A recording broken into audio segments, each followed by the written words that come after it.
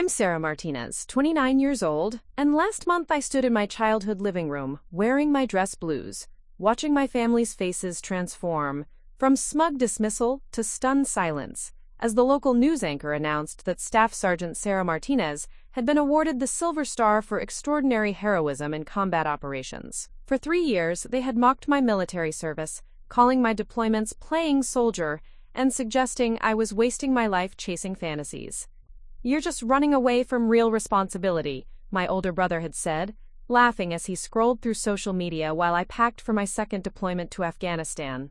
But when that reporter described how I had single-handedly coordinated the evacuation of 47 Afghan civilians under heavy enemy fire, saving lives while risking my own, suddenly no one was laughing anymore.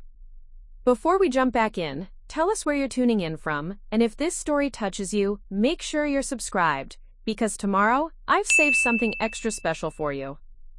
Growing up in suburban Phoenix, Arizona, I was always the odd one out in the Rodriguez-Martinez household. My mother, Carmen Rodriguez, had remarried when I was 8 years old to my stepfather, Michael Martinez, a successful insurance broker who valued conventional success above all else. My half-siblings, David and Jessica, were the golden children who followed the prescribed path: excellent grades, college scholarships, corporate internships, and prestigious job offers straight out of university. I was different from the start. While my siblings spent weekends at the mall or playing video games, I was outside building forts, learning to shoot targets with my grandfather's old BB gun, or reading military history books I borrowed from the library. My biological father had been a Marine who died in a training accident when I was just 2 years old. I had no real memories of him, but I kept his photo on my nightstand and felt drawn to stories of military service and sacrifice. My family never understood this fascination. When I was 15 and announced I wanted to join JROTC at school, my stepfather Michael rolled his eyes dramatically. "Sarah, that's not going to help you get into a good college," he said, adjusting his tie as he prepared for another day of selling insurance policies to wealthy Phoenix residents. "You need to focus on activities that matter for your future: debate team, student government, academic clubs." My mother, Carmen, supported Michael's perspective completely. She had married into middle-class comfort after struggling as a single parent, and she desperately wanted all her children to achieve the financial security she had fought so hard to obtain. "Misha, why do you want to play with toy soldiers?" she would ask in her heavily accented English whenever I mentioned anything military-related. "You're smart enough for real careers: medicine, law, business. Don't waste your intelligence on this nonsense." My older half-brother David, who was 3 years ahead of me, had already established himself as the family's academic star. At 18, he was valedictorian of his graduating class, captain of the debate team, and had been accepted to Arizona State University with a full academic scholarship to study business administration. David never missed an opportunity to remind me that my interests were juvenile and unrealistic. "Sarah's going through a phase," he would announce whenever relatives visited and asked about my JROTC involvement. "She'll grow out of it when she realizes that playing dress-up in a military uniform doesn't actually prepare you for the real world." David's confidence in his own superiority was unshakable, reinforced by years of praise from teachers, family members, and community leaders who saw him as the perfect example of American success. My younger half-sister Jessica was only 2 years behind me in school, but she had already mapped out her entire future with the same precision our stepfather used to calculate insurance premiums. At 16, she was student body treasurer, a member of the National Honor Society, and had been accepted into a prestigious summer internship program at a Phoenix law firm. Jessica's dream was to become a corporate attorney, following in the footsteps of our stepfather's most successful clients. Jessica's approach to my military interests was more subtle than David's open mockery, but equally dismissive. "I just worry that you're limiting your options," she would say with fake concern whenever I talked about military service. "Women have so many opportunities now in business and law. Why would you choose something so limiting?" Her tone always suggested that my choices reflected poorly on her judgment and the family's reputation. The family dynamics became more strained as I progressed through high school. While my siblings accumulated awards, scholarships, and college acceptances, I focused on JROTC leadership positions, physical fitness, and military history. I excelled in these areas, earning the rank of cadet colonel, and receiving recognition for leadership and academic achievement within the program. But these accomplishments meant nothing to my family. Our house was filled with framed certificates, celebrating David's academic achievements and Jessica's extracurricular successes. My JROTC awards were relegated to my bedroom, invisible to visitors and rarely acknowledged by family members. During holiday gatherings, relatives would congratulate David on his business internships and praise Jessica for her legal ambitions, while my military interests were either ignored or treated as an embarrassing phase. The tension reached a breaking point during my senior year when I announced my intention to enlist in the Army after graduation, rather than attend college immediately. The family meeting that followed was one of the most painful experiences of my teenage years. Michael sat at the head of our dining room table, his expression grave, as if we were discussing a terminal illness diagnosis. "Sarah, you're throwing your life away," he began, his voice carrying the same authoritative tone he used when explaining insurance policies to reluctant customers. "The military is for people who don't have other options. You have good grades, you could get into college, you could build a real career. Why would you choose to be a government employee in camouflage?" Carmen sat beside him, tears streaming down her face as she clutched a tissue. "I came to this country so my children could have better opportunities," she said, her accent thickening with emotion. "Your father died serving this country, and I don't want to lose another family member to war. Please, Misha, reconsider this decision." David leaned back in his chair with a smirk that I had grown to hate over the years. "Let me get this straight," he said, speaking slowly as if addressing a child. "You want to give up college, give up a real career, give up financial security so you can take orders from people and potentially get shot at in some desert on the other side of the world. That's your grand plan for adulthood?" Jessica nodded in agreement with David's assessment. "Sarah, I've done research on this," she said, pulling out a folder of printed articles she had prepared for the intervention. "Military service members have higher rates of PTSD, divorce, unemployment after discharge, and financial instability. The statistics are overwhelming. You're literally choosing a path that leads to measurable negative outcomes." For 2 hours, they took turns presenting arguments against my decision. Michael focused on financial considerations, calculating the lifetime earnings difference between military service and civilian careers. Carmen emphasized safety concerns and emotional appeals about family unity. David attacked the intellectual merits of my choice, suggesting that only people who couldn't succeed in civilian careers chose military service. Jessica presented statistical evidence and logical arguments about why my decision was objectively wrong. Throughout this intervention, I sat quietly, listening to their concerns but feeling more certain than ever that military service was my calling. When they finally asked for my response, I spoke from the heart about my desire to serve something larger than myself, to honor my biological father's memory, and to develop leadership skills that couldn't be learned in a traditional classroom setting. Their reaction was swift and unanimous rejection. Michael declared that if I insisted on this military nonsense, I would receive no financial support from the family.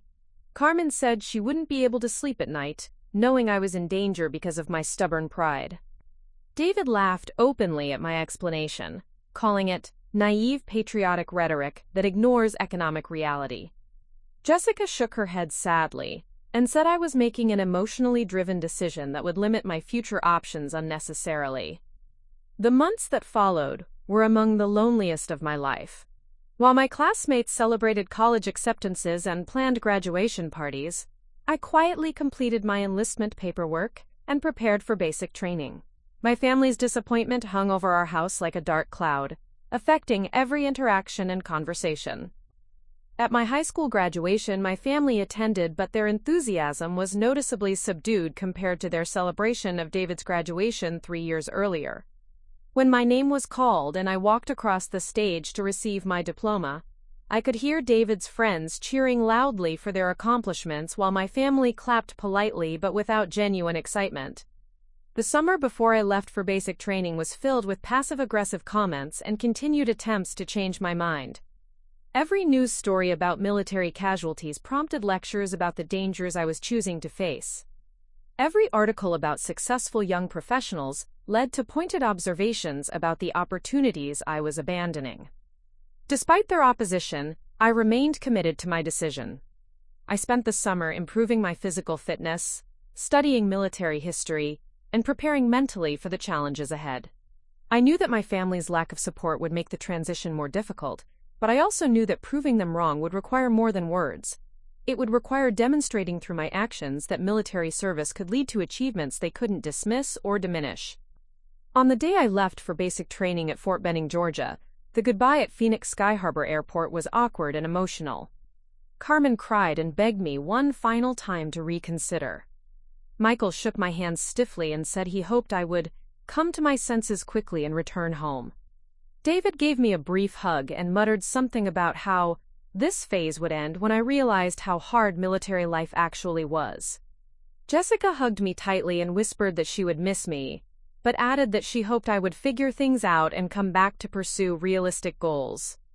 As I walked through the security checkpoint with my small bag of belongings, I turned back to see my family watching from the departure gate area. Their expressions reflected a mixture of worry, disappointment, and resignation, as if they were sending off a beloved but misguided family member to an inevitable failure. I waved goodbye, knowing that the next time I saw them, I would need to have proven that their doubts about my chosen path were completely unfounded. Preparing and narrating this story took us a lot of time, so if you are enjoying it, subscribe to our channel. It means a lot to us. Now back to the story. The Georgia humidity hit me like a wall the moment I stepped off the bus at Fort Benning. It was 0500 hours, still dark, and the air was thick enough to chew. 63 other recruits stumbled out alongside me, all of us clutching our paperwork and trying to look more confident than we felt. Within minutes, Drill Sergeant Rodriguez was in our faces, his voice cutting through the pre-dawn darkness like a razor blade. "Listen up, maggots. For the next 14 weeks, your sorry civilian lives are over. You belong to the United States Army now, and we're going to turn you from pathetic wannabes into soldiers, if you're strong enough to survive the process." I had read about basic training, watched documentaries, and thought I was prepared for the intensity. I was wrong. Nothing could have prepared me for the complete transformation of every aspect of daily life.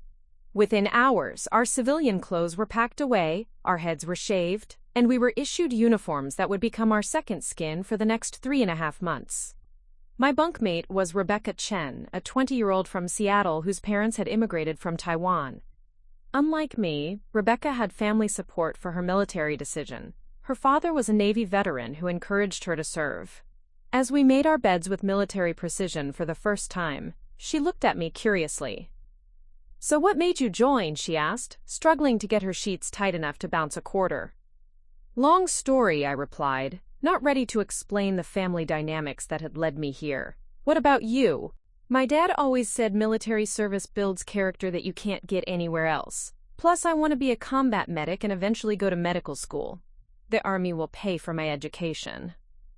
I envied Rebecca's clear family support and straightforward career path. While she received encouraging letters from home, my mail consisted of brief updates about David's business school applications and Jessica's latest academic achievements, with occasional pleas from my mother to be safe and come home soon. The physical demands of basic training were exactly what I had expected and trained for. Years of JROTC had prepared me for early morning PT, long marches with heavy packs, and the discipline required to maintain equipment and follow orders precisely. What I hadn't anticipated was how mentally challenging the constant pressure would be. Drill Sergeant Martinez seemed to take particular interest in pushing me beyond my limits. During our third week, as we practiced rifle drills in the scorching Georgia sun, he stopped directly in front of me. "Martinez! Tell me why you're here instead of sitting in some college classroom painting your nails and studying liberal arts." "To serve my country and become a soldier, Drill Sergeant," I responded automatically. "Wrong answer, recruit. You're here because you think the Army is going to make you special, make you important, give you some purpose you can't find in the real world. But here's the truth. The Army doesn't care about your feelings or your personal journey. The Army cares about whether you can follow orders, complete missions, and keep your fellow soldiers alive. Can you do that, Martinez?" "Yes, Drill Sergeant." "We'll see about that." These confrontations continued throughout basic training, but I began to realize that Drill Sergeant Martinez wasn't trying to break me down. He was testing my resolve and building my mental toughness. The soldiers who cracked under pressure during training would be dangerous liabilities in combat situations. One of the most challenging moments came during Week 8, when we were conducting night navigation exercises in the woods surrounding Fort Benning. Each recruit was given a map, compass, and coordinates for 5 checkpoints that had to be reached within a specific time frame. The exercise was designed to test our ability to navigate independently under stress while carrying full equipment loads. I had always been good with maps and navigation, skills I had developed during JROTC camping trips and weekend hiking with my grandfather before he passed away. But this exercise was different. The darkness was complete, the terrain was unfamiliar, and the weight of my pack made every step more difficult. 3 hours into the exercise, I heard someone crying softly in the distance. Following the sound, I found Jennifer Walsh, a recruit from Ohio who had been struggling with the physical demands of training. She was sitting against a tree, her map scattered on the ground, completely lost and panicking about missing the time limit. "I can't do this," she whispered when she saw me approach. "I've been walking in circles for an hour. I'm going to fail and get recycled to another training company. My dad was right. I'm not cut out for this." I had a choice to make. Helping Jennifer would slow me down and potentially cause me to miss my own time requirements. But leaving a fellow soldier behind went against everything I believed about military service and personal integrity. "Give me your map," I said, kneeling beside her. "Let's figure out where you are and get you back on track." Using my compass and landmarks I had memorized, I determined that Jennifer had indeed been walking in a large circle, but she was actually closer to her next checkpoint than she realized. I walked with her to ensure she found the right path, then adjusted my own route to make up for lost time. Both of us completed the exercise within the time limit, but more importantly, I learned something crucial about leadership under pressure. Being a good soldier wasn't just about individual excellence. It was about ensuring the success and safety of everyone on your team. Drill Sergeant Martinez pulled me aside the next morning. "I heard what you did for Walsh last night," he said, his voice less harsh than usual. "That's the kind of decision-making we want to see from future leaders. Keep that up, Martinez." The validation meant more to me than any praise I had received during my civilian life. For the first time, I felt like I was exactly where I belonged, doing exactly what I was meant to do. As basic training progressed, I excelled in areas that played to my strengths, while steadily improving in areas where I initially struggled. Marksmanship came naturally. All those hours with my grandfather's BB gun had built a foundation that translated well to military weapons. Physical fitness improved dramatically as my body adapted to the constant demands. Leadership opportunities emerged as drill sergeants recognized my ability to help struggling recruits without compromising my own performance. During Week 10, we received our first opportunity to call home. Most recruits rushed to the phones to share their experiences with supportive families. I dreaded making the call, knowing that my family's reaction would be less enthusiastic. My mother answered on the second ring. "Sarah, Misha, how are you? Are you okay? Are they treating you well?" "I'm fine, Mom. Training is going really well. I'm learning a lot and getting stronger every day." "When can you come home for a visit? Jessica has been accepted to 3 more universities, and David just got promoted at his internship. We have so much to celebrate as a family." I explained that I wouldn't have leave until after graduation from basic training, and even then, I would only have a brief break before advanced individual training. The conversation continued with updates about my siblings' achievements and my mother's concerns about my safety, but no questions about my own accomplishments or experiences. When I hung up the phone, Rebecca noticed my expression. "Rough call home?" she asked sympathetically. "They just don't understand what I'm doing here or why it matters," I admitted. "Their loss," she said firmly. "You're becoming someone amazing, and if they can't see that, it's their problem, not yours." The final weeks of basic training included field exercises that simulated combat conditions. We lived in the woods for 5 days, conducting patrols, setting up defensive positions, and responding to simulated enemy attacks. These exercises tested everything we had learned about tactics, teamwork, and leadership under stress. During one particularly intense night exercise, our squad was tasked with conducting a reconnaissance mission to gather intelligence about enemy positions. I was designated as the squad leader. responsible for ensuring the mission's success while keeping all 8 team members safe. The mission required us to move silently through dense woods, avoid detection by opposing forces played by other training companies, and gather specific information about defensive positions. It was exactly the kind of complex, high-stakes challenge that I had dreamed about during my civilian life. As we moved through the darkness, I used hand signals to communicate with my team, constantly checking our position and adjusting our route to avoid detection. When we encountered an unexpected patrol from the opposing force, I quickly directed my squad to concealment and waited for them to pass before continuing the mission. After 4 hours of careful movement, we successfully gathered the required intelligence and returned to our base without being detected. Our mission was rated as one of the most successful of the exercise, and I received recognition for effective leadership under realistic combat conditions. Standing in that Georgia forest at 0300 hours, covered in camouflage paint and surrounded by soldiers who trusted my judgment, I felt a sense of purpose and belonging that I had never experienced in civilian life. This was what I had been searching for: the opportunity to lead, to serve something larger than myself, and to develop capabilities that could make a real difference in dangerous situations. Graduation from basic training was scheduled for a Thursday morning in November. Family members were invited to attend the ceremony and witness their new soldiers receive their first military recognition. I sent the invitation to my family, hoping that seeing me in uniform and witnessing the transformation I had undergone might help them understand my choice. The response came in a brief email from my stepfather. "Sarah, congratulations on completing your training. Unfortunately, David has a job interview that week, and Jessica has midterm exams, so we won't be able to make the trip to Georgia. We're proud of you and look forward to seeing you when you come home for Christmas break." I read the email 3 times, each reading confirming what I already knew. My family's priorities remained unchanged. David's job interview and Jessica's exams were more important than acknowledging my military achievement. The disappointment stung, but it also strengthened my resolve to prove them wrong through my actions rather than my words. Rebecca's parents flew in from Seattle for graduation, along with her younger brother and grandmother. Watching their pride and excitement as Rebecca received her certificate and army pin made me both happy for my friend and acutely aware of what I was missing. "My family couldn't make it," I explained when Rebecca introduced me to her parents after the ceremony. "That's their loss," her father said, shaking my hand firmly. "You should be very proud of what you've accomplished here. Basic training changes people in fundamental ways, and you've clearly embraced that transformation." As I packed my belongings for the trip to advanced individual training at Fort Gordon, I reflected on how much I had changed during those 14 weeks.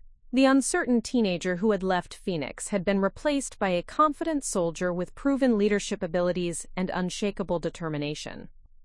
My family might not recognize or value the transformation yet, but I knew that my military career was just beginning.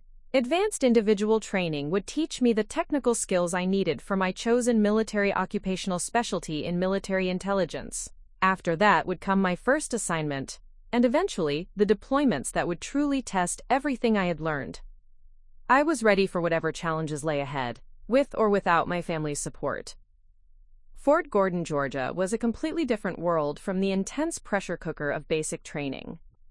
As I arrived for advanced individual training in military intelligence, I was no longer a raw recruit being shaped into a soldier. I was now Private Martinez, trained in fundamental military skills and ready to learn the specialized knowledge that would define my career.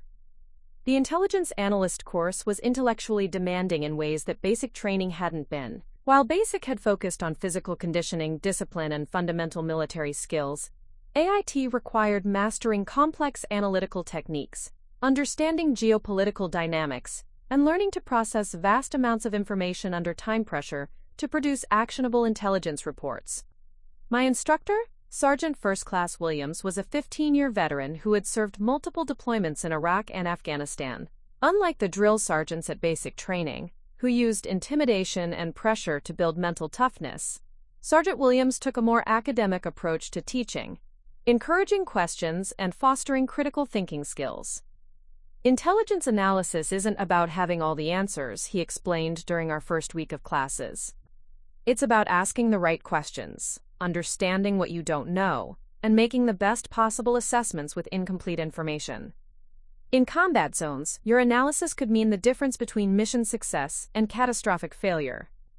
The coursework covered everything from satellite imagery interpretation to cultural analysis of foreign populations. We learned to use sophisticated computer systems to track enemy movements, analyze communication intercepts, and create detailed briefings for commanders who would use our intelligence to make life and death decisions.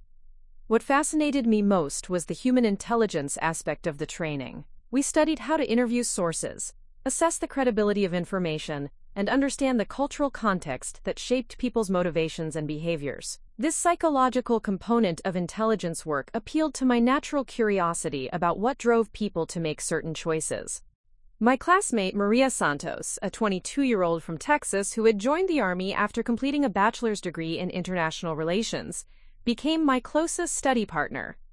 Unlike my basic training friendships, which were forged through shared physical challenges, my relationship with Maria developed through late-night study sessions, analyzing complex geopolitical scenarios. "You have an intuitive understanding of this stuff," Maria observed one evening as we worked through a particularly challenging case study involving ethnic conflicts in the Balkans. "Most people struggle with the cultural analysis portions, but you seem to naturally grasp how historical grievances influence current behaviors." I had never thought of myself as naturally gifted at anything academic, but the intelligence training revealed analytical abilities I hadn't known I possessed. While my high school grades had been solid but unremarkable, the combination of current events, cultural studies, and strategic thinking required in military intelligence felt like skills I had been developing unconsciously for years. The Christmas break between AIT modules provided my first opportunity to return home since enlisting. I was excited to see my family but also nervous about how they would react to the changes in me. 6 months of military training had affected everything from my posture to my speech patterns to my confidence level. The flight from Atlanta to Phoenix gave me time to reflect on how much my life had changed. 6 months earlier, I had been an uncertain teenager whose family viewed her choices as misguided rebellion. Now I was a trained soldier with specialized skills, preparing for my first assignment to Fort Bragg, North Carolina, where I would join an active intelligence unit. My mother picked me up at Sky Harbor Airport, and her reaction was immediate and complex. "Sarah, you look so different," she said, embracing me carefully as if I might break. "You're so straight and serious now, and so thin." During the drive home, she peppered me with questions about military life, but her focus remained on the aspects she found concerning rather than my achievements. "Do they give you enough food? Are your living conditions adequate? When will you be finished with this phase and ready to come home?" The assumption that military service was a temporary phase rather than a career choice revealed how little my family understood about my commitment. I tried to explain that I was beginning my career, not completing a brief adventure, but Carmen's responses suggested she viewed this as prolonged rebellion rather than professional development. Walking into our family home felt surreal. Everything was exactly as I had left it. The same furniture, the same family photos on the walls, the same casual chaos of a busy household. But I felt like a completely different person entering a space that no longer quite fit.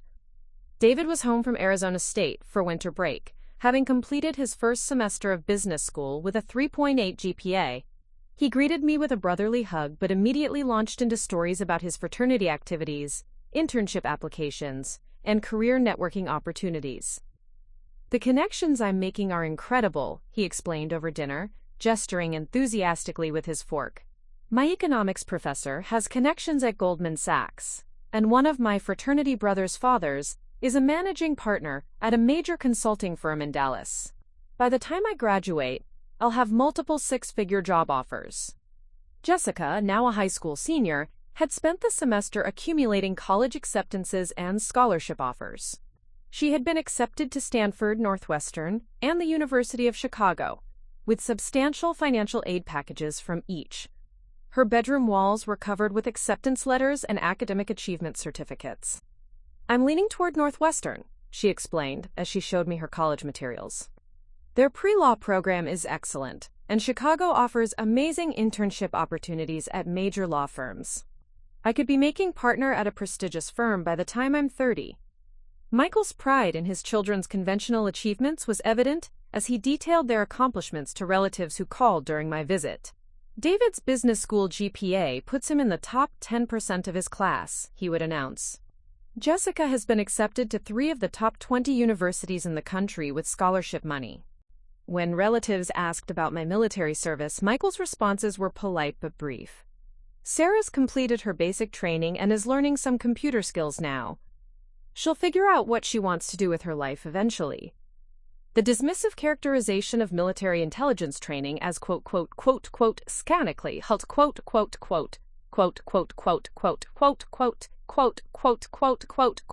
cower ups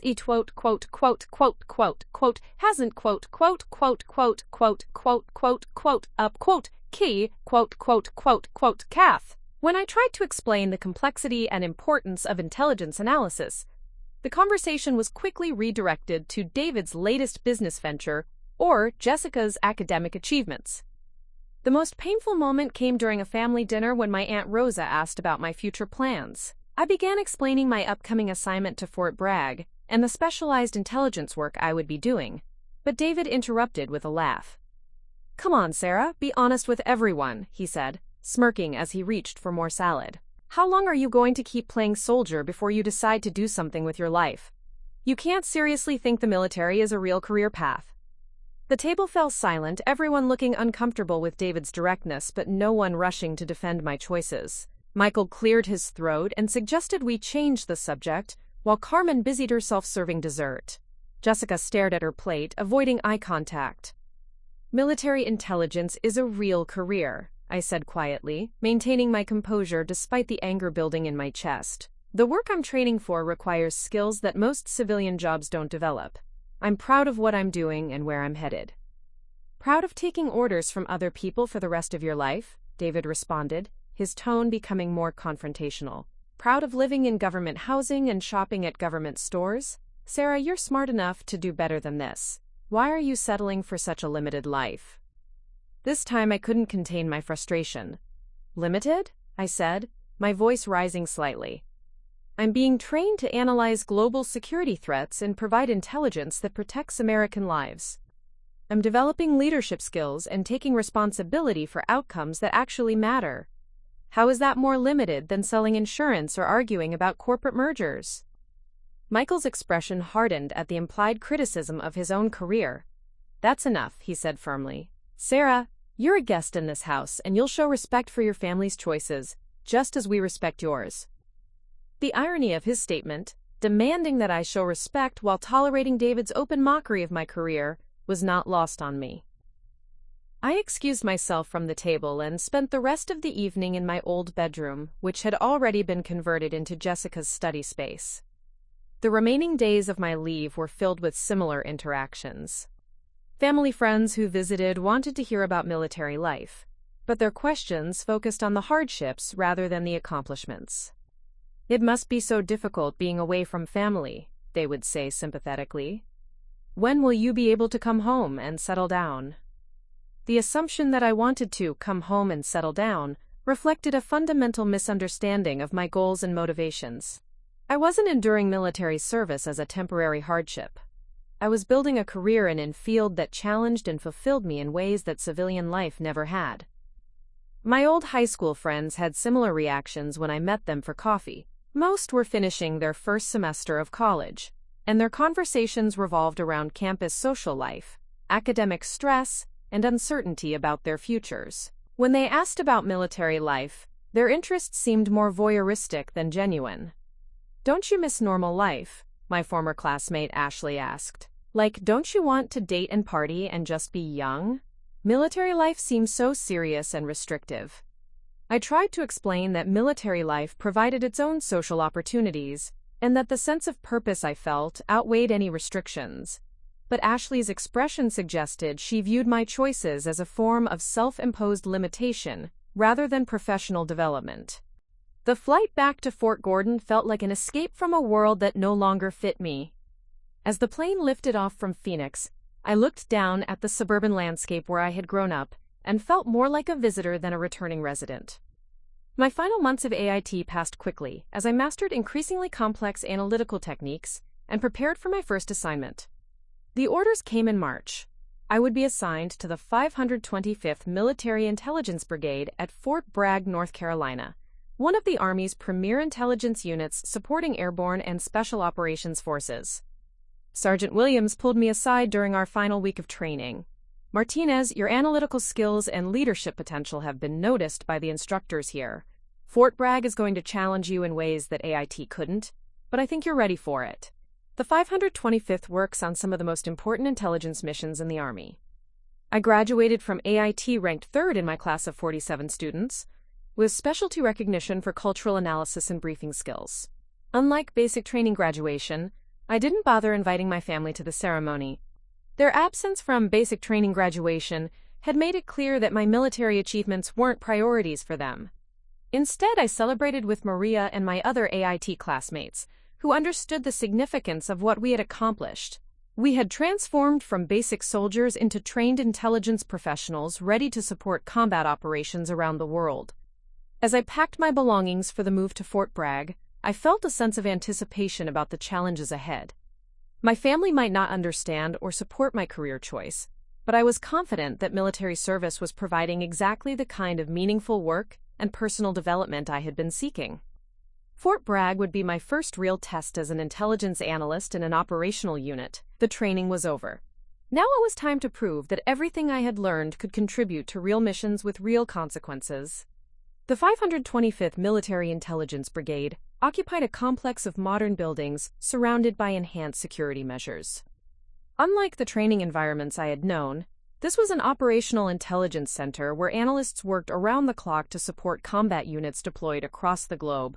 Walking into my new assignment felt like stepping into the professional big leagues.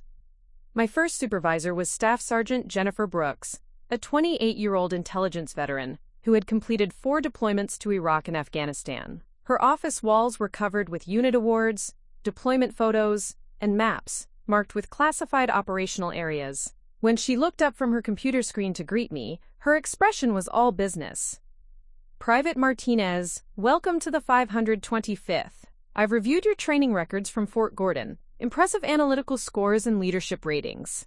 Here's what you need to understand about this unit. Everything we do has direct impact on soldiers in combat.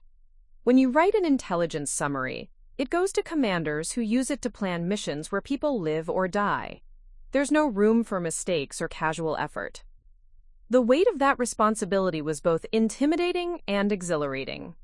This was exactly the kind of meaningful work I had joined the Army to do. Analysis that mattered, intelligence that saved lives, decisions that had real consequences in dangerous places.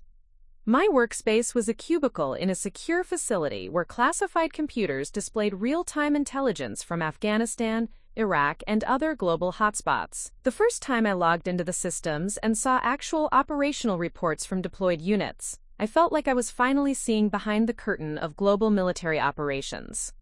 My initial assignments involved supporting intelligence preparation for the 82nd Airborne's upcoming deployment to Afghanistan. The Taliban had increased their activities in several provinces, and Army units needed detailed analysis of enemy capabilities, local population dynamics, and terrain features that could affect combat operations. Working alongside experienced analysts like Sergeant Marcus Thompson and Specialist Lisa Wong, I learned to process vast amounts of raw intelligence data and transform it into clear, actionable reports for field commanders. The work required not just analytical skills, but the ability to think like enemy forces and anticipate their strategies. Intelligence analysis is part detective work, part psychology, and part chess match, Sergeant Thompson explained as we worked late one evening on a threat assessment for Kandahar province. You're trying to understand what your enemy is thinking, predict what they'll do next, and give your commanders the information they need to stay one step ahead. The learning curve was steep, but I found myself naturally adapting to the rapid pace and high-stakes environment. Within 2 months, I was producing intelligence summaries that earned positive feedback from field commanders, and Staff Sergeant Brooks began assigning me increasingly complex analytical tasks. The breakthrough moment came in June when I was tasked with analyzing a series of seemingly unrelated incidents across eastern Afghanistan. Several small outposts had reported unusual patterns of civilian movement, livestock displacement, and communications intercepts that individually meant little but collectively suggested something significant was developing. Working through 3 days of data, I identified correlations that suggested enemy forces were positioning for a coordinated attack on a forward operating base in Kunar province. My analysis indicated that Taliban fighters were using civilian traffic patterns to mask their movement and positioning weapons caches in specific locations based on terrain advantages. I compiled my findings into a detailed briefing and presented it to Major Patricia Williams, the brigade's deputy intelligence officer. As I walked through my analysis, explaining the patterns I had identified and the threat assessment I had developed, I could see her growing interest and concern. "This is solid analytical work, Martinez," she said when I finished. "If you're right about the coordination and timing, this could be a significant threat to our forces in that sector. I'm forwarding this to Theater Intelligence immediately." 3 days later, Special Operations Forces conducted a preemptive operation based on my analysis, disrupting the planned attack and capturing significant enemy personnel and equipment. The success of the mission validated my analytical approach and established my reputation within the brigade as someone who could identify patterns that others missed. Staff Sergeant Brooks called me into her office the following week with news that would change my career trajectory. "Martinez, your work on the Kunar analysis caught the attention of people at very high levels. There's an opening for an intelligence analyst with the 3rd Special Forces Group, and they've specifically requested you for their upcoming deployment." Special Forces units represented the elite of Army operations, conducting the most sensitive and dangerous missions in the most challenging environments. Being selected to support a Green Beret unit as a junior enlisted soldier was an extraordinary opportunity that typically went to much more experienced analysts. "The deployment would be to Afghanistan for 12 months, she continued. "You'd be working directly with Special Forces teams, providing intelligence support for counterterrorism operations and village stability missions. It's demanding work in a dangerous environment, but it's also the kind of assignment that can define a military career." I accepted the assignment immediately, understanding that this was the opportunity I had been working toward since enlisting. The next 4 months would be intensive preparation for deployment, including advanced training in cultural analysis, counterinsurgency operations, and survival skills specific to the Afghan environment. The pre-deployment training took place at various facilities across North Carolina and Virginia. At the Joint Readiness Training Center, I learned to work embedded with Special Forces teams during realistic combat exercises. At the Defense Language Institute, I completed an intensive course in basic Pashto and Dari languages. At Fort Belvoir, I received specialized training in human intelligence collection and source development.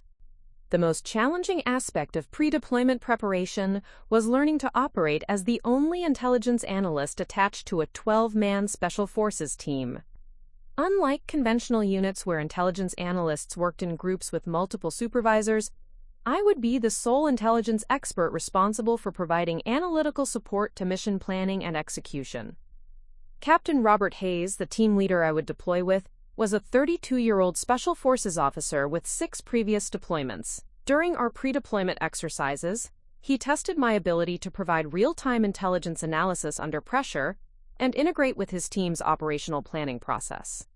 "In conventional units, you can take time to develop perfect intelligence products," he explained during one exercise. "In Special Forces operations, you often need to provide accurate analysis with incomplete information under extreme time pressure. Can you do that consistently?" The training exercises simulated the kind of rapid decision-making required in combat environments. I learned to brief mission updates while helicopter engines were running, analyze new intelligence data while teams were preparing for immediate deployment, and maintain communication with higher headquarters while operating from remote outposts. By December, I felt confident in my preparation for deployment, but I was dreading the challenge of explaining the assignment to my family during Christmas leave. A deployment to Afghanistan would make my military service undeniably real in ways that training assignments had not. The conversation with my family occurred on Christmas Eve, after dinner, when everyone was gathered in the living room.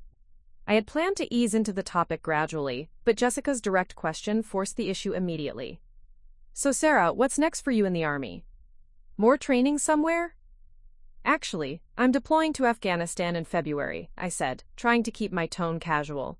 I'll be working with a special forces team providing intelligence support for counterterrorism operations.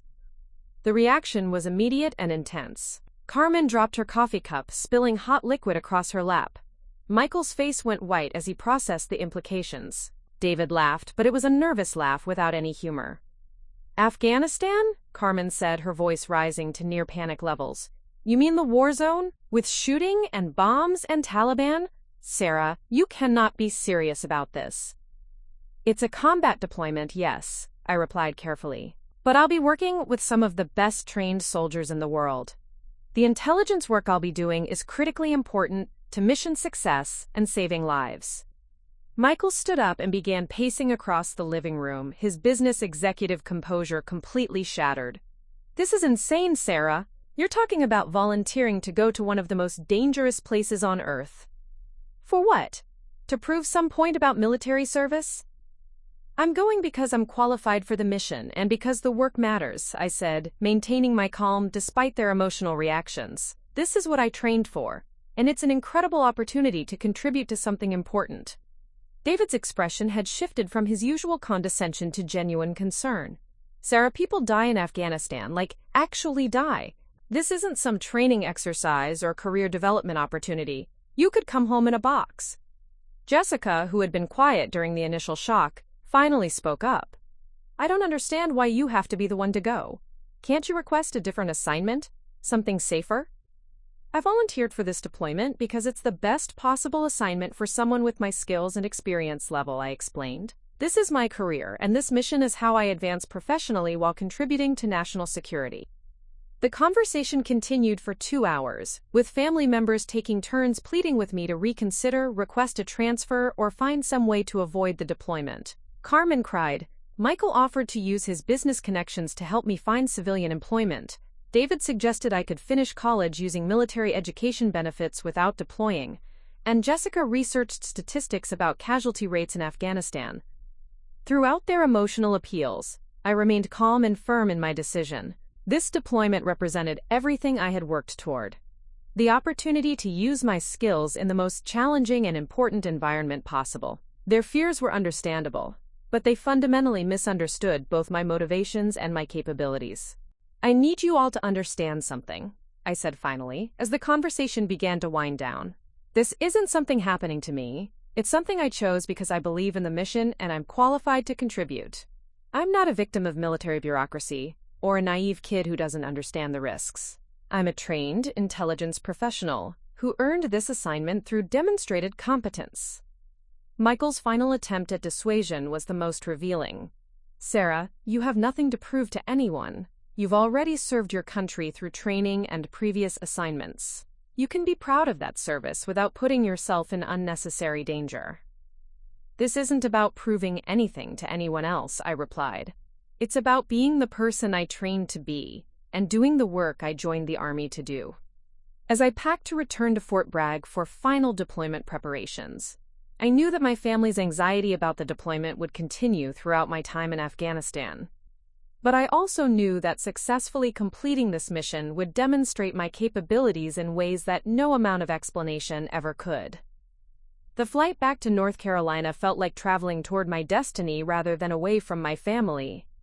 In 8 weeks, I would be in Afghanistan, beginning the deployment that would define my military career, and finally prove to everyone, including myself, exactly what I was capable of achieving.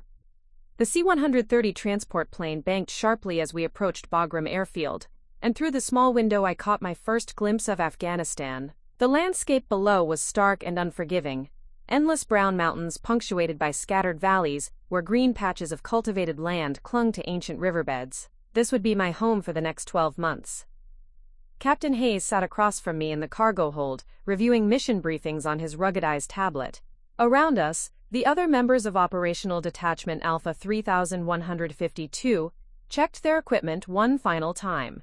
These were seasoned Special Forces soldiers, most with multiple combat deployments, and I was acutely aware that I was the youngest and least experienced member of the team.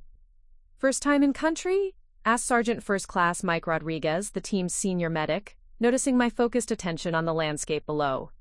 "Yes, Sergeant," I replied, trying to project confidence despite the butterflies in my stomach. "It'll change you," he said simply. "But from what I've heard about your analytical work, you're exactly what we need for this deployment." Forward Operating Base Chapman in Coast Province was our destination, a fortified compound surrounded by blast walls and razor wire, situated in one of the most contested regions of eastern Afghanistan. The base served as headquarters for Special Operations Forces, conducting counterterrorism missions throughout the tribal areas along the Pakistani border. My living quarters were a small room in a concrete building that I shared with Lieutenant Sarah Kim, a military police officer attached to the base security force. The room contained 2 metal cots, a small desk, and lockers for our personal belongings. It was Spartan basic, but it would be home for the next year. "Welcome to paradise," Lieutenant Kim said with dark humor as she helped me arrange my gear. "The accommodations aren't much, but the view of the mountains is spectacular, especially when they're not shooting at us." My workspace was in the Tactical Operations Center, a climate-controlled facility filled with communication equipment, computer terminals, and large screen displays showing real-time intelligence feeds from across the region. This was where I would spend most of my waking hours, analyzing enemy activities and providing intelligence support for ongoing operations. The first few weeks were an intensive orientation to the operational environment. I learned to interpret the complex tribal dynamics that shaped local politics, understand the terrain features that influenced military operations, and recognize the patterns of enemy activity that posed threats to coalition forces. My primary responsibility was supporting Captain Hayes's team as they conducted village stability operations in remote areas of Coast Province. These missions involved working with local tribal leaders to establish security and governance in areas that had been controlled by Taliban forces. The intelligence requirements were complex, involving everything from understanding local power structures to identifying enemy infiltration routes. The breakthrough that established my credibility with the team came during my 3rd week in country.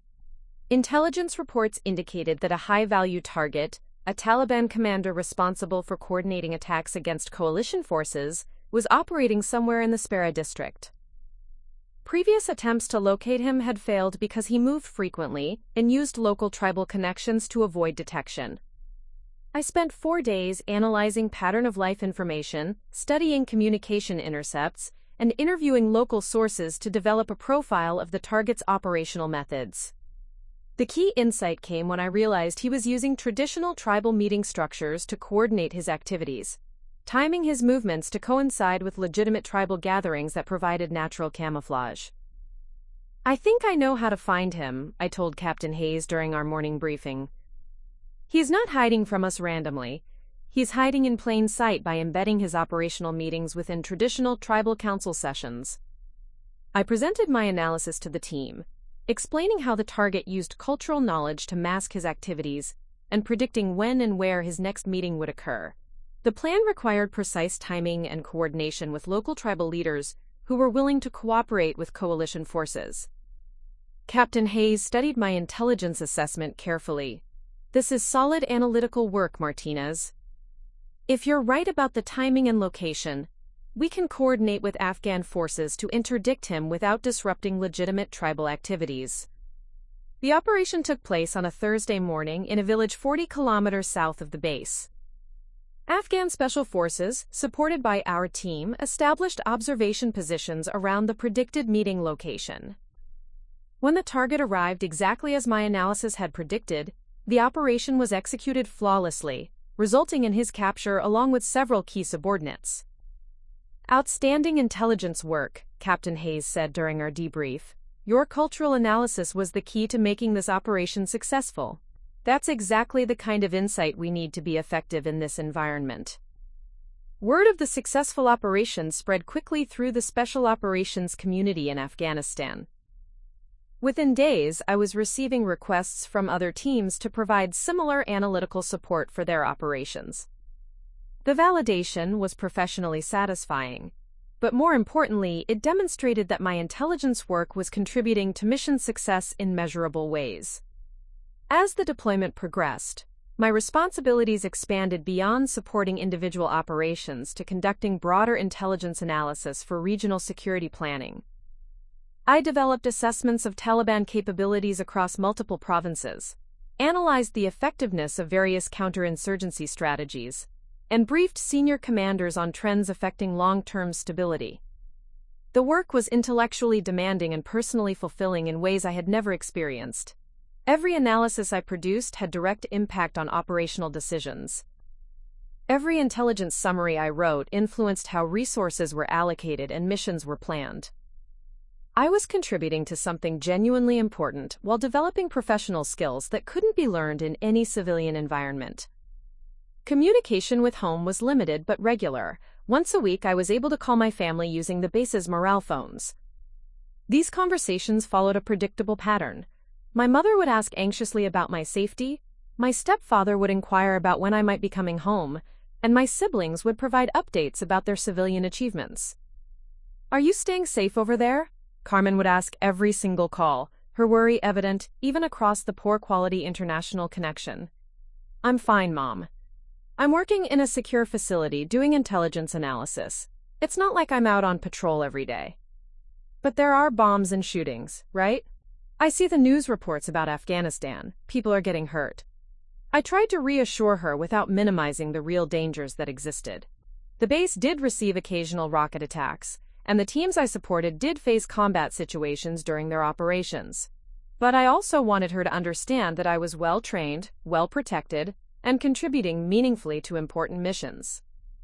David's calls were particularly frustrating because he seemed determined to treat my deployment as a temporary adventure rather than serious professional work.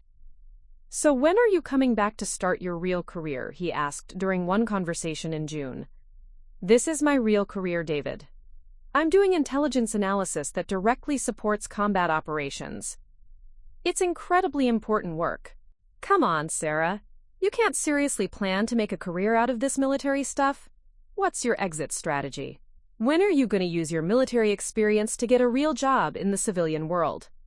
His persistent refusal to acknowledge military service as a legitimate career path was infuriating, but I had learned not to engage in arguments during these brief calls home. Instead, I focused on providing updates about my work and trying to help my family understand the importance of the missions I was supporting. Jessica's calls were more supportive, though still tinged with concern about my safety and future plans.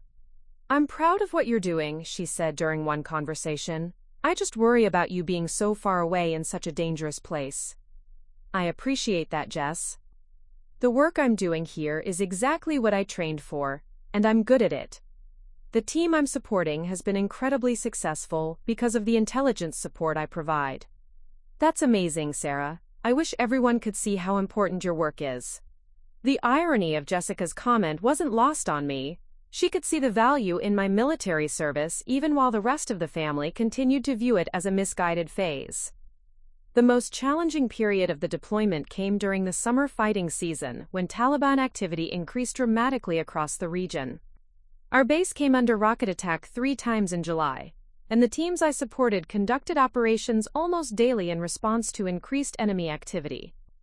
During one particularly intense week, I worked 18-hour days analyzing intelligence reports from multiple operations while coordinating with higher headquarters to track a complex enemy network that was planning attacks against coalition forces. The pressure was enormous, but it was exactly the kind of high-stakes analytical work that I had joined the Army to do.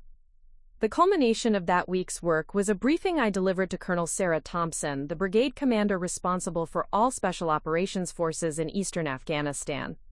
My analysis had identified connections between seemingly separate enemy cells and predicted a coordinated attack against several coalition bases. "Your analytical work has been exceptional during this deployment," Colonel Thompson said after my briefing. "The intelligence you've provided has directly contributed to mission success and force protection. I'm recommending you for early promotion to specialist and inclusion in the brigade's awards program." Recognition from a colonel was extraordinary for a junior enlisted soldier, but more meaningful was the knowledge that my work was making a real difference in a challenging operational environment. I was contributing to mission success, supporting fellow soldiers, and developing professional capabilities that I could never have gained in civilian life. As autumn approached, and my deployment entered its final phase, I reflected on how much I had grown both professionally and personally. The uncertain young soldier who had arrived at Bagram 8 months earlier had been replaced by a confident intelligence analyst with proven capabilities in one of the world's most challenging operational environments. The experience had validated every choice I had made since deciding to join the Army. Despite my family's concerns and lack of understanding, military service was providing exactly the kind of meaningful work and personal development that I had been seeking. The deployment to Afghanistan was proving that I could excel in the most demanding circumstances while contributing to missions that genuinely mattered. But I also knew that the most challenging test of my deployment was yet to come. The winter months in Afghanistan brought different types of operational challenges, and the intelligence work would become even more critical, as weather conditions limited other forms of reconnaissance and surveillance. As I prepared for the final phase of my deployment, I was confident that I had already demonstrated my value as an intelligence analyst and proven the worth of my military career choice. What I couldn't have predicted was that the most significant test of my skills and courage was still ahead, and that the actions I would take in the coming months would transform me from a competent analyst into a recognized war hero. November in eastern Afghanistan brought harsh weather and increased desperation among Taliban forces trying to establish winter strongholds before the heavy snows made movement impossible. Intelligence reports indicated a significant buildup of enemy forces in the remote Zeerak district, where they were intimidating local villages and establishing weapons caches for spring operations. On November 15th, I was analyzing overnight intelligence reports when an urgent message came through from our Afghan partners. A government official and his family had been kidnapped from Zeerak village during a pre-dawn raid. The official, Ahmad Rashid, was responsible for coordinating development projects that provided alternatives to opium cultivation. His capture was both a propaganda victory for the Taliban and a direct threat to the stability programs our forces were supporting. Captain Hayes called an emergency briefing at 0800 hours. The situation was deteriorating rapidly. Intelligence indicated that Rashid and his family were being held in a compound approximately 20 kilometers southwest of our base, in an area known for Taliban activity and difficult terrain. The kidnappers are demanding the release of detained Taliban commanders in exchange for the family, Captain Hayes explained to the assembled team. Higher headquarters has authorized a rescue operation, but the window of opportunity is closing fast. Intelligence suggests they plan to move the hostages to Pakistan within the next 18 hours. The mission would require precise intelligence about the target compound, the number of enemy forces present, and the exact location of the hostages. This was exactly the kind of high-stakes analytical challenge that could determine the success or failure of a life-or-death operation. I spent the next 4 hours developing the most comprehensive intelligence package of my career. Using satellite imagery, communication intercepts, and reports from local sources, I created a detailed assessment of the target compound, including building layouts, guard positions, and likely escape routes. The breakthrough came when I identified a pattern in the kidnappers' communication schedule. They were using a specific radio frequency to coordinate with external Taliban commanders, and these communications occurred at predictable intervals. This meant we could time the rescue operation to coincide with periods when their attention would be focused on radio communications rather than perimeter security. "This is exceptional work, Martinez," said Major Jennifer Walsh, the task force intelligence officer who had flown in from Bagram to oversee the mission planning. "Your analysis gives us the tactical advantage we need to execute this rescue successfully."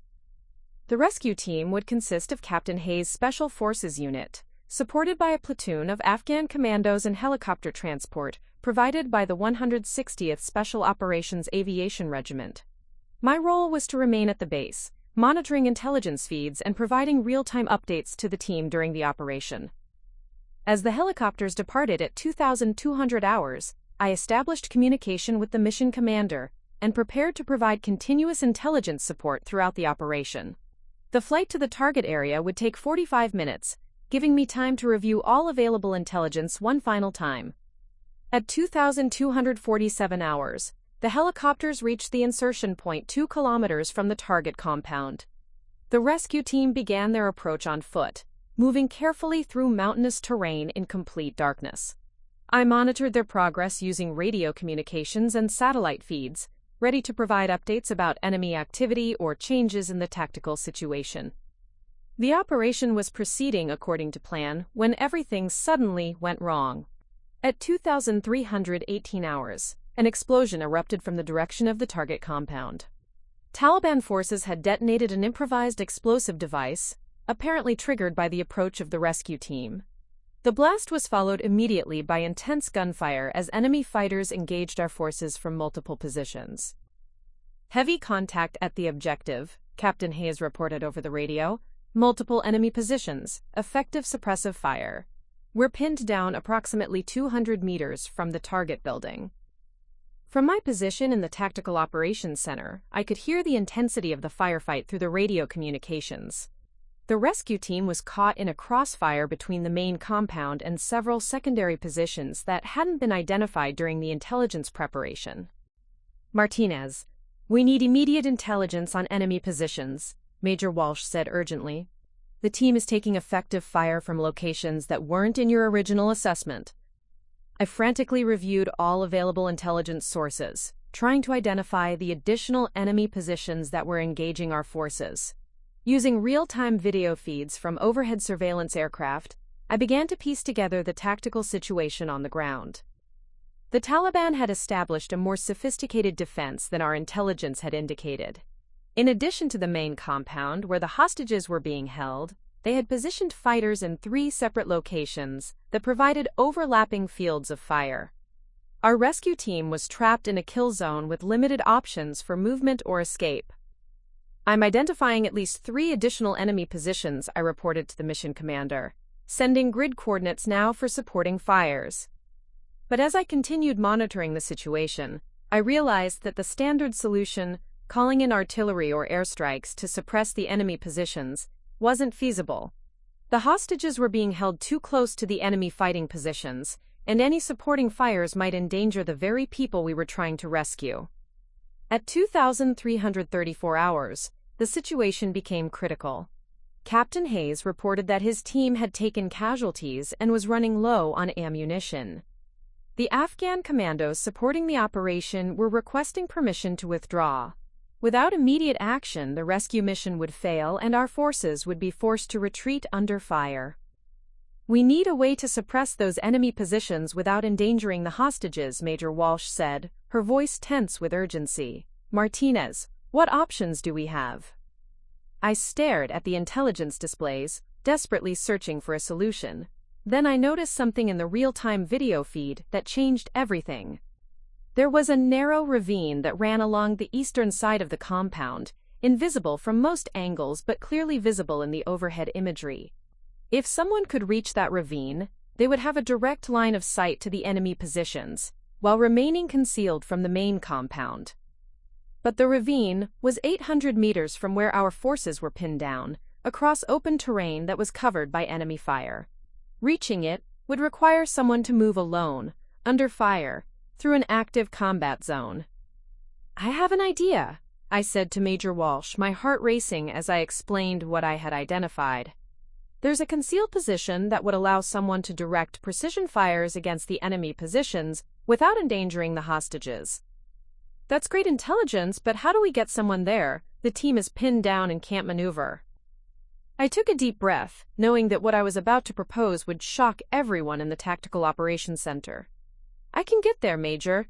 I know the terrain better than anyone because I've been studying it for hours. I can guide myself to that position and coordinate the fires needed to suppress the enemy.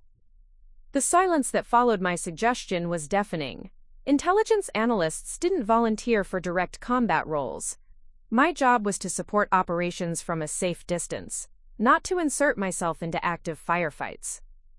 Absolutely not, Major Walsh said immediately. You're an intelligence analyst, not an infantry soldier. This is not your responsibility.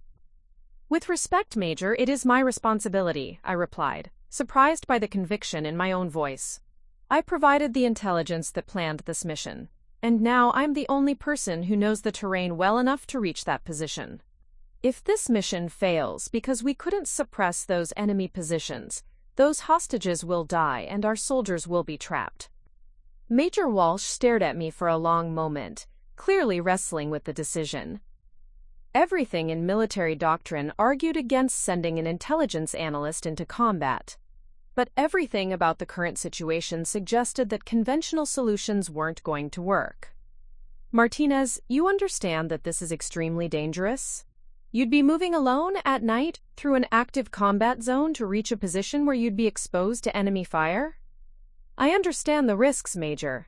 But I also understand that this mission will fail without immediate action, and I'm the only person positioned to take that action.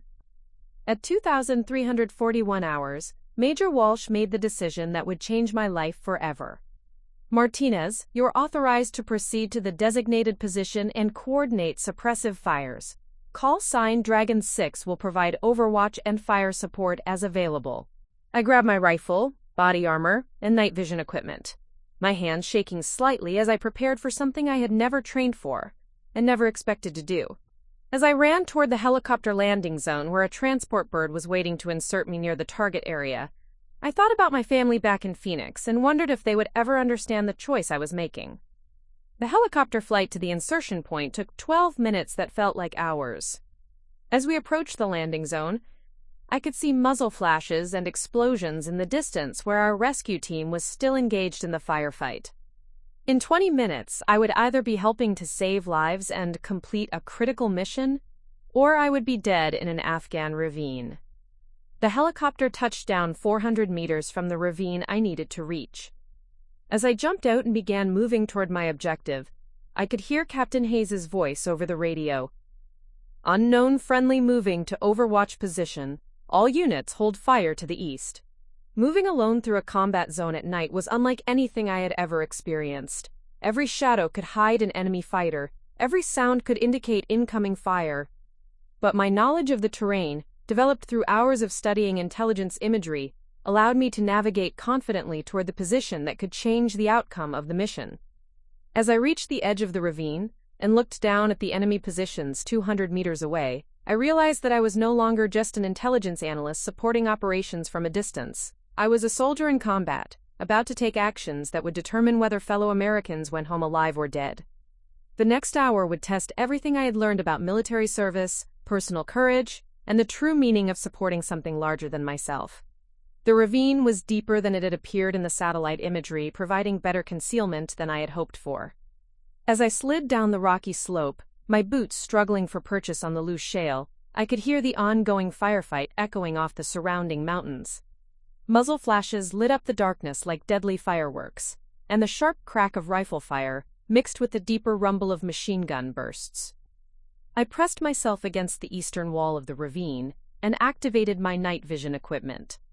From this position, I had clear lines of sight to all 3 enemy positions that were pinning down our rescue team. The Taliban fighters were well positioned behind reinforced walls and natural rock formations, making them nearly impossible to engage from Captain Hayes' location, but from my vantage point, their defensive positions were completely exposed. Dragon 6, this is Reaper 7, I whispered into my radio using the call sign Major Walsh had assigned me. I'm in position and have visual on all 3 enemy locations. Request immediate fire support on targets I'm about to designate. Reaper 7, Dragon 6 copies, Spartan 1-6 airborne, and standing by for target designation. Spartan 1-6 was an Apache attack helicopter that had been orbiting the area, waiting for clear targets that wouldn't endanger the hostages. From my position, I could guide their precision strikes against the enemy positions, while ensuring the hostage location remained safe. I pulled out my laser designator and began identifying targets. The first enemy position was a fortified machine gun nest that had been delivering devastating fire against our rescue team. Through my night vision scope, I could see 3 Taliban fighters operating a PKM machine gun from behind a stone wall they had reinforced with sandbags. Spartan 1-6, Reaper 7, laser designation on target Alpha. 3 enemy personnel, heavy machine gun position, danger close to friendly forces 200 meters northwest. Reaper 7, Spartan 1-6 has your laser. Target Alpha identified, ready to engage. Clear hot on target Alpha. The Hellfire missile struck the machine gun position with devastating precision. The explosion erupted in a brilliant flash that temporarily overloaded my night vision equipment, followed by a thunderous boom that echoed across the valley. When my vision cleared, the machine gun position had been completely destroyed, and the suppressive fire that had been pinning down our forces suddenly stopped. Target Alpha destroyed, I reported, moving to Target Bravo. The second enemy position was more challenging to engage because it was closer to the main compound where the hostages were being held. 2 Taliban fighters with rifles were positioned behind a low wall that provided them with covered firing positions toward our rescue team while keeping them within 50 meters of the building containing the hostages. I studied the tactical situation carefully, knowing that any mistake in target designation could result in civilian casualties. The key was timing the strike to occur when the enemy fighters moved away from the building to engage our forces. Spartan 1-6, Reaper 7. Target Bravo requires precision engagement. 2 enemy personnel behind low stone wall, but they're close to civilian structure. I need you to wait for my command to engage. Reaper 7, Spartan 1-6 copies, standing by for your command. I watched through my scope as the Taliban fighters moved back and forth behind their protective wall. When they both advanced to firing positions that put them 20 meters further from the hostage building, I seized the opportunity. Spartan 1-6, clear hot on target Bravo now. The second Hellfire missile struck with equal precision, eliminating the enemy position while leaving the nearby building undamaged. 2 down, 1 to go. The third enemy position presented the greatest challenge because it was located in a natural rock formation that provided excellent protection from air attack. 3 Taliban fighters were positioned among large boulders that would deflect or absorb the blast from conventional missiles. But from my observation point, I could see that their position had a critical vulnerability. They were positioned on a narrow ledge that could be collapsed with precisely placed explosives. Spartan 1-6, Target Charlie requires special handling. 3 enemy personnel in natural rock formation. Standard missile won't be effective, but I have an idea. Reaper 7, what do you need? I explained my plan to use the helicopter's 30mm cannon to undermine the rock ledge supporting the enemy position. It would require multiple precise shots at the base of the formation, but it would bring down the entire position without requiring a direct hit on the well-protected fighters. Spartan 1-6 copies your plan. Beginning gun runs on Target Charlie. The Apache's cannon erupted in a steady stream of 30mm rounds that struck the base of the rock formation with devastating effect. Each impact sent chunks of stone cascading down the mountainside, gradually weakening the structural integrity of the ledge. After the third gun run, the entire formation collapsed in a thunderous avalanche that buried the enemy position under tons of rock. All targets destroyed, I reported. Enemy suppressive fire has been eliminated. With the enemy positions neutralized, Captain Hayes immediately began advancing toward the main compound. Reaper 7, outstanding target designation. We're moving to the objective now. But as I watched our forces advance, I noticed movement in the main compound that sent a chill down my spine. Through my night vision scope, I could see Taliban fighters preparing to execute the hostages rather than allow them to be rescued. 3 armed men were positioning themselves around a group of civilians who were bound and kneeling in the compound's central courtyard. Dragon 6, Reaper 7. Emergency situation in the main compound. Enemy forces are preparing to execute the hostages. I have visual on the hostages and their guards. Reaper 7, Dragon 6 copies. Can you provide target designation for immediate engagement? I studied the scene through my scope, my heart racing as I realized the complexity of the tactical situation. The hostages and their guards were positioned too close together for helicopter engagement. Any missile or cannon fire would inevitably kill civilians along with enemy fighters. Negative, Dragon 6. The hostages and guards are too close together for air support. Risk of civilian casualties is too high. Reaper 7, our rescue team is still 150 meters from the compound. They won't reach the hostages in time. I stared through my scope at the scene unfolding in the compound, watching helplessly as the Taliban fighters raised their weapons toward the kneeling civilians. Ahmad Rashid, the kidnapped official, was clearly visible in the center of the group, his wife and 2 young children beside him. In that moment, I realized that all the intelligence analysis in the world couldn't save those innocent lives. Only direct action could prevent their execution, and I was the only person positioned to take that action. Dragon 6, I'm moving to the compound. Negative, Reaper 7. You are not authorized to leave your position. Wait for the rescue team. "There's no time," I replied, already moving out of the ravine toward the compound. "If I don't act now, those civilians will be dead in 60 seconds. What I did next defied every rule of military doctrine and personal safety. Intelligence analysts don't conduct direct action missions. We don't insert ourselves into close-quarters combat situations. We certainly don't assault enemy positions single-handedly. But sometimes the mission requires you to become something you never trained to be." I sprinted across the 200 meters of open ground between the ravine and the compound, using my knowledge of the terrain to move through dead space that concealed me from the guards' line of sight. My heart was pounding so hard I could hear it over the sound of my own footsteps, but my mind was completely focused on reaching the compound before the executions began. As I approached the outer wall of the compound, I could hear shouting in Pashto from inside. The guards were arguing about something, which bought me precious seconds to position myself for action. I climbed over the wall and dropped into the compound's courtyard, landing behind a pile of construction materials that provided concealment. Through a gap in the materials, I could see the tactical situation clearly. 3 Taliban fighters stood over 5 hostages: Ahmad Rashid, his wife, his 2 children, and another man I didn't recognize. The guards had their weapons pointed at the hostages and appeared to be conducting some kind of final interrogation before carrying out the executions.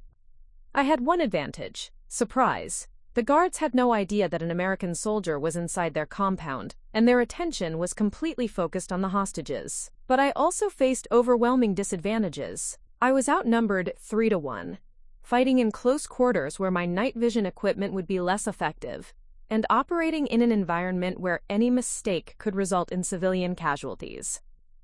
Drawing my rifle, I moved carefully around the edge of the courtyard until I had clear shots at all 3 guards. The tactical situation required perfect timing and flawless marksmanship. I would have one opportunity to engage all 3 targets before they could react by killing the hostages. Taking a deep breath, I switched my rifle selector to semi-automatic and lined up my first shot. The guard closest to the children was my primary target, because he posed the greatest immediate threat to the youngest hostages. The first shot struck the guard's center mass, dropping him instantly. Before the other 2 guards could react, I had shifted to the second target and fired again. The second guard went down, his weapon clattering across the stone courtyard. The third guard, realizing they were under attack, turned toward my position while raising his rifle. For a split second, we made eye contact across the darkened courtyard, a young American intelligence analyst and a seasoned Taliban fighter, both knowing that only one of us would survive the next few seconds. My third shot caught him as he was bringing his weapon to bear. He collapsed beside the hostages, his rifle falling harmlessly to the ground. The entire engagement lasted less than 10 seconds, but it felt like hours. As I moved forward to secure the hostages, I could hear Ahmad Rashid speaking in broken English. "American soldier, you saved my family." I quickly cut their restraints using my knife while maintaining security around the compound perimeter. "Are any of you injured?" I asked, helping Rashid's wife to her feet. "No injuries," Ahmad replied. "They were going to kill us. You arrived just in time." "Dragon 6, Reaper 7, I called over the radio. "Hostages secured, compound cleared, ready for extraction." "Reaper 7, Dragon 6 copies." "Outstanding work. Rescue team is approaching your position now." As Captain Hayes and his team entered the compound, I was helping the Rashid family gather what few possessions they had been allowed to keep. The relief on their faces was overwhelming. They had been minutes away from execution, and now they were safe. "Martinez, what you just did was beyond anything we could have expected," Captain Hayes said as his team began preparing the hostages for evacuation. "You saved 5 lives tonight through actions that went far beyond your assigned duties." As we boarded the helicopters for the flight back to base, I reflected on what had just occurred. I had volunteered for a mission outside my training, inserted myself into active combat, coordinated precision airstrikes, and ultimately conducted a single-handed rescue of hostages who were about to be executed. The intelligence analyst who had left the base 6 hours earlier had returned as something else entirely, a combat veteran who had proven herself under the most extreme circumstances possible. But as the helicopter lifted off from the compound and I watched the lights of our base growing larger in the distance, I knew that the most challenging part of this experience was still ahead. I would need to explain to my family how their daughter, who they thought was safely analyzing data behind protective walls, had become a war hero by risking everything to save innocent lives. The mission had been successful, the hostages were safe, and I had proven my worth in ways that no one could question. But I also knew that the person returning to Phoenix in a few months would be fundamentally different from the uncertain young woman who had left home 3 years earlier to pursue a military career. The investigation into the hostage rescue operation began the next morning. As word of what had happened spread through the special operations community in Afghanistan, senior commanders arrived at FOB Chapman to conduct a formal review of the mission. What had started as a routine hostage rescue had become something unprecedented. A junior intelligence analyst conducting single-handed direct action against enemy forces. Colonel Sarah Thompson, who had recognized my work earlier in the deployment, led the investigation team. For 3 days, they interviewed every participant in the mission, reviewed radio communications, and analyzed the tactical decisions that had led to the successful rescue. "Martinez, your actions during this operation were extraordinary," Colonel Thompson said during her final interview with me. "You volunteered for a mission outside your assigned duties, coordinated precision airstrikes under combat conditions, and ultimately conducted a direct action rescue that saved 5 civilian lives. This represents the kind of initiative and courage that defines the finest traditions of military service. But I also knew that my unauthorized assault on the compound had violated standard operating procedures in significant ways. Intelligence analysts weren't supposed to leave secure positions during combat operations. We certainly weren't supposed to conduct single-handed assaults against enemy positions." "Colonel, I understand that my actions were outside normal protocols," I said carefully. "I'm prepared to accept whatever consequences you deem appropriate." Colonel Thompson studied me for a long moment before responding.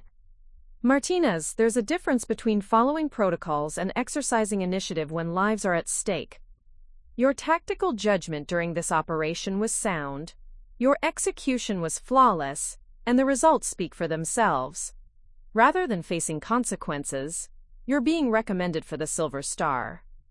The Silver Star is the 3rd highest military decoration for valor, awarded for gallantry in action against an enemy of the United States. In my wildest dreams during those early days of basic training, I had never imagined earning such recognition."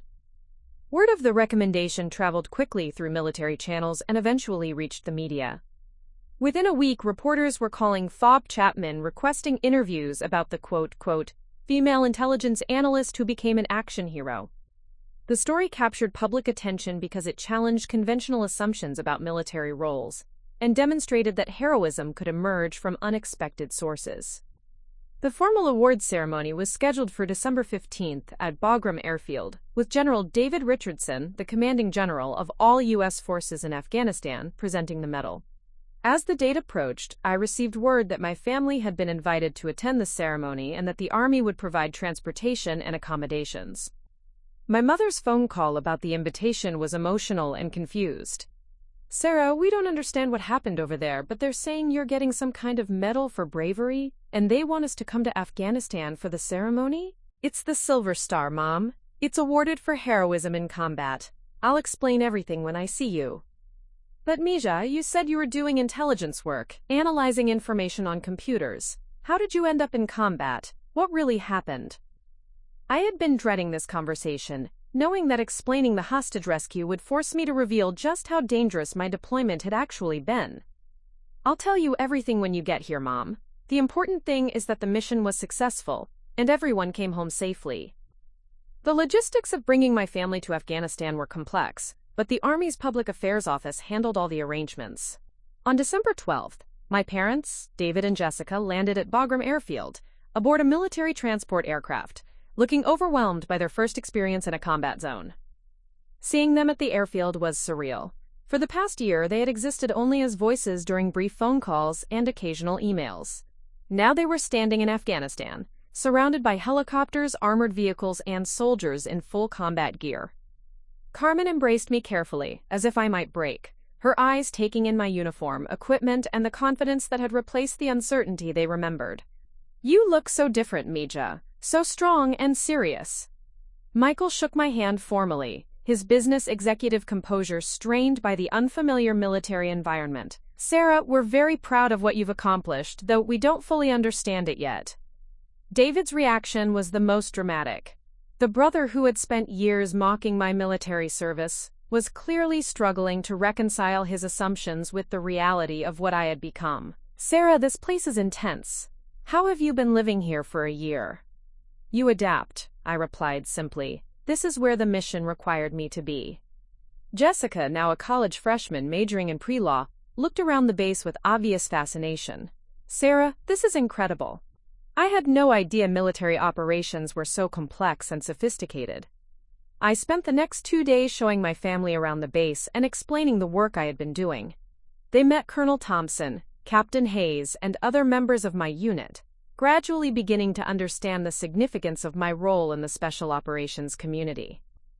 The most challenging conversation occurred the evening before the ceremony, when I finally explained the details of the hostage rescue operation. Sitting in a quiet corner of the base dining facility, I walked them through the entire mission, from the initial intelligence analysis to the final assault on the compound. Carmen's face went white as I described moving alone through the combat zone and engaging enemy forces in close quarters combat. "Sarah, you could have been killed. Why did you have to be the one to take such risks?" "Because I was the only person positioned to save those hostages, Mom. Sometimes military service requires you to risk your own safety to protect innocent people. That's what we train for." David, who had been silent throughout my explanation, finally spoke up. "Sarah, I owe you an apology. I spent years telling you that military service was a waste of your potential, that you were limiting your opportunities. I was completely wrong." The admission surprised everyone at the table, including me. David had never apologized for anything in our family dynamic, and certainly never acknowledged being wrong about such a fundamental disagreement. "I thought military service was just following orders and avoiding responsibility," he continued. "I didn't understand that it requires the kind of initiative, leadership, and personal courage that you demonstrated during that rescue mission. What you did was incredible." Jessica nodded in agreement. "Sarah, when I tell people at college about my sister, I'm going to be incredibly proud. You saved 5 people's lives by risking your own. That's the kind of person I want to be." Michael's response was more measured, but equally significant. "Sarah, I realize now that I never took the time to understand what military service actually involves. I judged your career choice based on my own limited perspective. You've proven that military service can develop leadership capabilities and personal qualities that civilian careers often don't provide." The ceremony on December 15th was attended by several hundred military personnel, including many of the special operations forces I had worked with during the deployment. General Richardson's citation describing my actions was read aloud to the assembled crowd. "For gallantry in action while engaged with an enemy of the United States, Specialist Martinez distinguished herself by exceptionally valorous conduct while serving as an intelligence analyst supporting hostage rescue operations in Khost Province, Afghanistan, when a rescue mission encountered unexpected enemy resistance that threatened both the rescue team and the hostages they were attempting to save. Specialist Martinez volunteered to leave her secure position and move alone through an active combat zone to coordinate precision airstrikes against enemy positions. When it became apparent that the hostages were about to be executed, Specialist Martinez, with complete disregard for her own safety, single-handedly assaulted the enemy compound and engaged multiple enemy combatants in close-quarters combat, successfully rescuing 5 civilian hostages who were seconds away from execution. Her extraordinary heroism and selfless devotion to duty reflect great credit upon herself, the United States Army, and the United States of America." As General Richardson pinned the silver star to my uniform, I looked out at the audience and saw my family in the front row. Carmen was crying openly, tears of pride rather than worry for the first time since I had joined the Army. Michael was standing at attention, clearly moved by the formal recognition of my service. David and Jessica were both taking photos, wanting to document this moment that represented such a dramatic transformation in our family's understanding of my military career. The General's personal comments after the formal ceremony were equally meaningful. "Specialist Martinez, your actions during this deployment represent the finest traditions of American military service. You've demonstrated that heroism isn't limited by rank, gender, or assigned duties. When the mission required extraordinary action, you stepped forward and accomplished something remarkable. After the ceremony, my family met some of the people whose lives had been affected by my service. Ahmad Rashid and his family had been flown to Bagram specifically to thank me in person. When Rashid's 8-year-old daughter Fatima presented me with a handmade drawing of an American soldier, Carmen finally understood the human impact of my military service. "She drew this picture of you," Rashid explained through an interpreter. "She tells everyone that the American lady soldier saved her family. You will always be remembered as a hero in our household." The flight home to the United States was emotional for different reasons than my deployment flights had been. Instead of leaving family behind to serve in a distant war zone, I was returning home with family who finally understood and supported my military career. During the long flight from Afghanistan to North Carolina, David and I had the most honest conversation we'd ever shared as siblings. "Sarah, I need you to know how sorry I am for the way I treated your decision to join the Army. I was arrogant and dismissive about something I didn't understand. David, you weren't the only one who had doubts. Even I wasn't completely sure about this path when I started. But you had the courage to pursue something you believed in despite everyone's skepticism. That takes a level of personal conviction that I've never demonstrated in my own life." The local media attention when we returned to Phoenix was overwhelming. The story of the hometown girl who became a war hero resonated with people across Arizona, and I found myself giving interviews and speaking at community events about military service and the opportunities it provides for personal and professional development. More importantly, the experience had fundamentally changed my family's perspective on military service. David began encouraging friends to consider military options alongside traditional college paths. Jessica wrote her college application essays about having a sister who served in combat and what that taught her about courage and service. Michael started volunteering with veterans organizations in Phoenix, using his business skills to help transitioning service members find civilian employment. Carmen's transformation was the most dramatic. The mother, who had once viewed my military service as dangerous rebellion, became one of the strongest advocates for military families in our community. She began volunteering at the Base Family Support Center, helping other military families navigate the challenges of deployment and separation. 6 months after returning from Afghanistan, I was promoted to sergeant and assigned to a prestigious position at the Pentagon, working on strategic intelligence analysis for senior defense officials. The career trajectory that had begun with my family's skepticism and mockery had led to recognition at the highest levels of government. Standing in the Pentagon briefing room, where I now presented intelligence assessments to colonels and generals, I often thought about that Christmas dinner where David had asked when I would stop playing soldier and start my real career. Military service hadn't been a detour from my real career. It had been the path to discovering capabilities and purpose that I never could have found in civilian life. The intelligence analyst who had once fought back tears at her family's dismissal had become a decorated combat veteran whose expertise was sought by the nation's senior leadership. The uncertain teenager who had left Phoenix against her family's wishes had returned as a confident professional, whose service had saved lives and earned the respect of everyone who knew the story. Most importantly, I had proven to myself and my family that sometimes the most meaningful achievements come from pursuing paths that others don't understand, taking risks that others aren't willing to take, and serving purposes larger than personal comfort or conventional success. The silver star hanging in my apartment wasn't just recognition for a single night of heroism in Afghanistan, it was validation of every choice I had made since deciding to join the Army, every challenge I had overcome during training, and every moment when I had chosen service over safety. My family no longer asked when I would come home and start my real life. They understood that I was already living it. Up next, you've got 2 more standout stories right on your screen. If this one hits the mark, you won't want to pass these up. Just click and check them out. And don't forget to like, subscribe, and turn on the notification bell so you don't miss any upload from us.